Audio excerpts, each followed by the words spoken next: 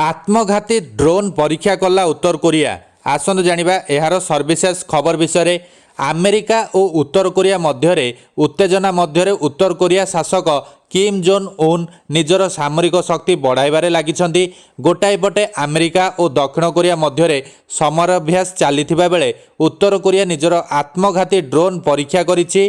किम zone उन को क्षेपणास्त्र प्रति भल पाइबा विषय सारा विश्व जानिछि, किंतु किम एबे ड्रोन को मध्य पसंद करिबा आरंभ करिसंती। निकटरे टार्गेट उपरे आक्रमण करिबा पई स्वतंत्र भावे प्रस्तुत हेउतबा आत्मघाती ड्रोन रो प्रदर्शन देखिबाकू से जाइतिले।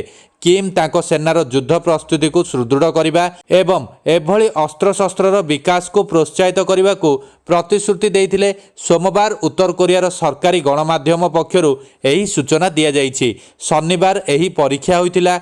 मिलित क्षमता को सुदृढ़ करने पे अमेरिका और दक्षिण कोरिया सेना बड़ धरणर युद्धाभ्यास चलाइथिबा बेले एही परीक्षा करा जाइथिला। उत्तर कोरिया रे बढ़ुथिबा परमाणु विपदरू रक्षा करबा हेउची एही युद्धर अभ्यास। एही युद्धाभ्यासर उद्देश्य गुरुवार पर्यंत चलीथिबा उल्ची फ्रीडम शील्ड अभ्यासर उद्देश्य उत्तर कोरियार विभिन्न विपद विरोध रे सेमानकर प्रस्तुति बढ़ाइबा बोली दुई देश कहिसंती।